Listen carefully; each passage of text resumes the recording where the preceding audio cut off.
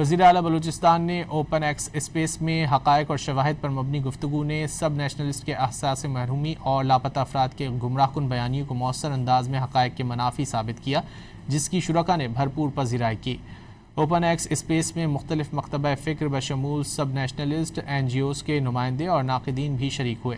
ایک موقع پر شرکاء کی تعداد 16,000 سے بھی تجاوز کر گئی تھی۔ وزیر اعلیٰ بلوچستان سرفراز بگٹی نے حقائق بیان کرتے ہوئے کہا کہ بلوچستان میں یوتھ انگیجمنٹ پلان کے تحت متعدد منصوبوں پر کام جاری ہے۔ بلوچ یکجہتی کمیٹی نے لاپتہ افراد اور عوامی حقوق کی آڑ میں عوام کو تشدد پر اکسانے کی مضمون کوشش کی۔ بلوچستان میں اعلیٰ تعلیم کے فروغ کے لیے ایجوکیشن انڈومنٹ فنڈ اور اسکالرشپس کی مد میں خصوصی فنڈز مختص کیے گئے ہیں۔ انہوں نے کہا کہ پاک افواج کی موجودگی میں چند پرتشدد عناصر ریاستی رٹ کو کمزور نہیں کر سکتے۔